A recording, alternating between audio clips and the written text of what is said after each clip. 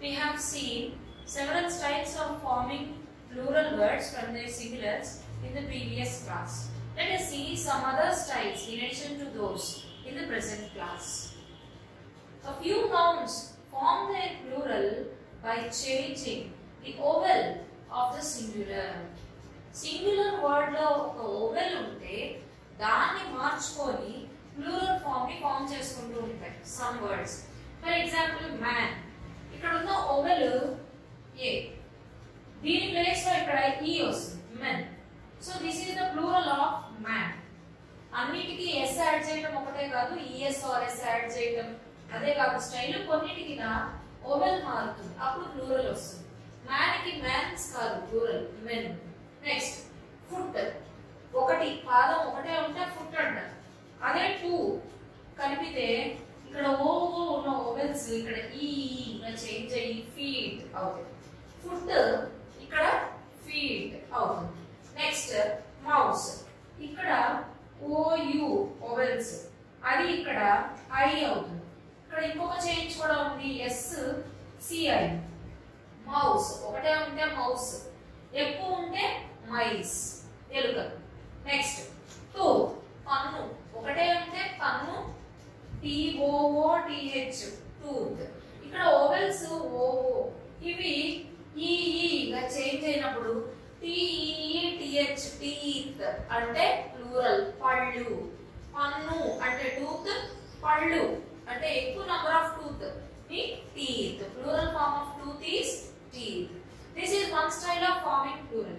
Let us move to the next now.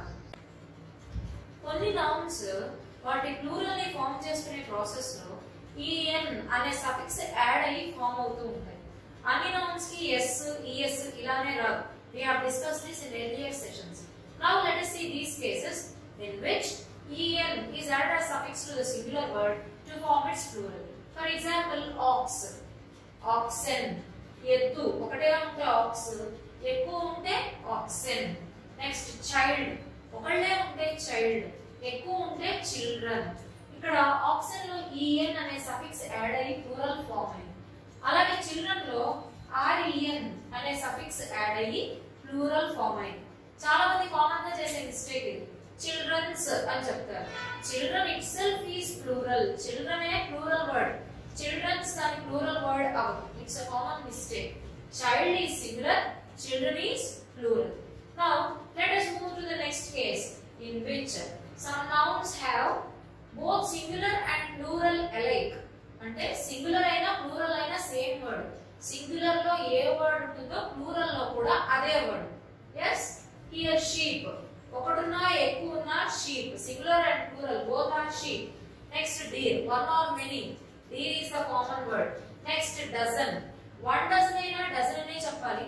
Two dozens అని అనకూడదు. Two ఉన్నా సరే dozen అనే చెప్పాలి.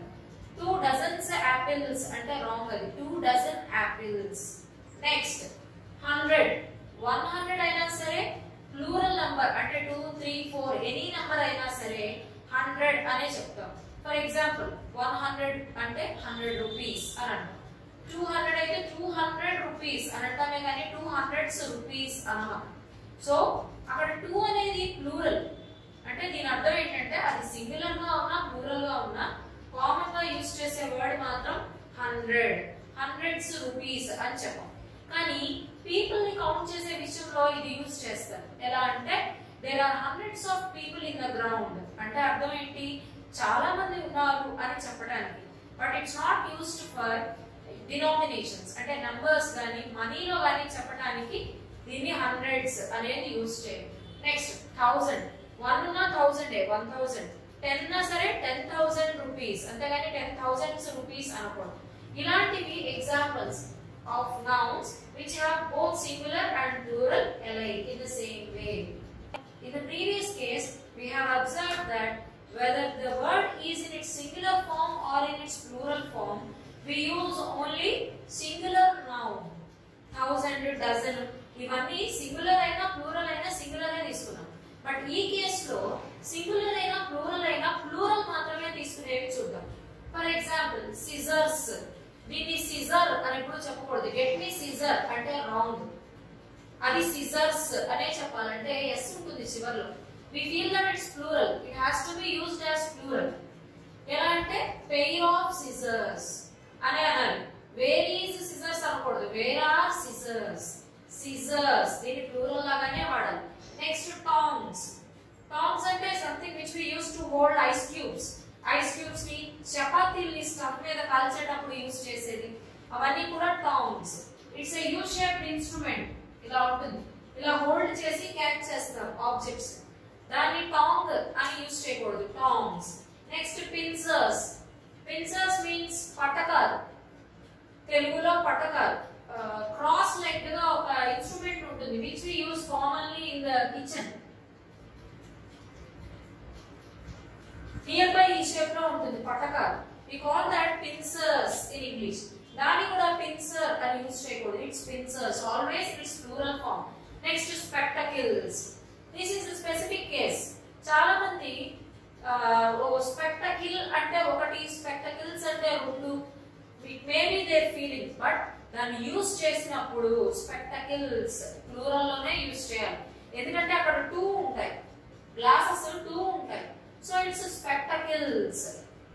దీన్ని యూస్ చేసినప్పుడు దీని షార్ట్ కట్ కి చాలా మంది స్పెక్ట్స్ అని అనుకుంటారు, బట్ దీనికి shortcut specs. SPECS specs.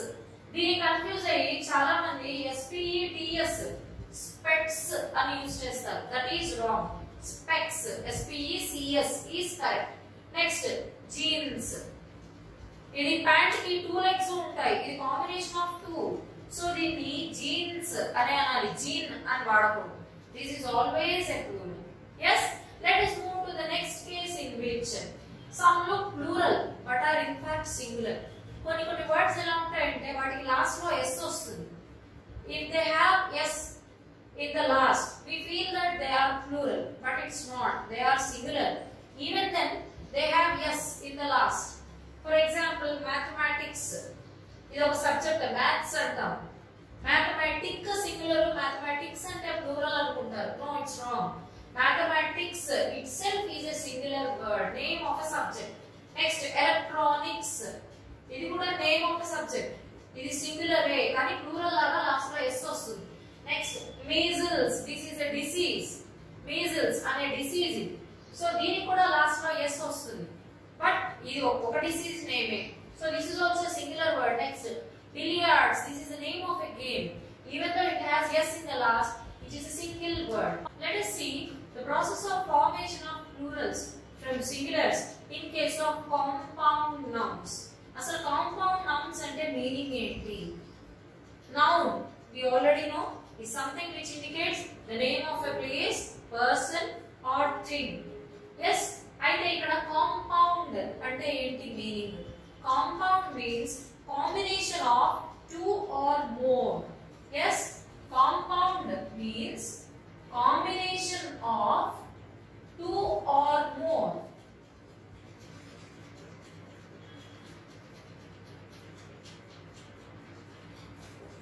ఇక్కడ nouns ని డీల్ చేస్తున్నాం కాబట్టి compound noun means combination of 2 or more nouns. అలా కాకుండా adjectives తో డీల్ చేస్తే 2 or more adjectives ని కంబైన్ చేస్తే వచ్చేది compound adjective. Yes, now coming to the case of compound nouns. Combination of 2 or more nouns అంటే more than one noun దీంట్లో exist అయి ఉంటుంది. ఒక సింగిల్ వర్డ్ కాదు. They are hyphenated. అంటే మధ్యలో ఒక హైఫన్ పెడతాం. ఈ పెట్టిన ఈ చిన్న డాష్ ని హైఫన్ అని పిలుస్తారు. That is HYPHEN. ఈ డాష్ ని హైఫన్ అని పిలుస్తారు. Now let us see these examples. Mother-in-law. This is not a single word. Mother-in-law. This is a compound noun. Next, passer-by. Next, man of war. All these are compound nouns. They form their plural by adding s to the principal word. ఇక్కడ principal word అంటే principal అంటే main అని అర్థం. ఇక్కడ main word mother. in-law అనేది దీనికి add అయ్యి ఉంది. సో ఈ మదర్ కి ప్లూరల్ రాస్తే ఈ కాంపౌండ్ వర్డ్ మొత్తానికి ప్లూరల్ రాసినట్టు లెక్క. Next, passer by. ఇక్కడ మెయిన్ వర్డ్ పాసర్, బై అనేది యాడ్ అయ్యిన వర్డ్. సో ఇక్కడ పాసర్ కి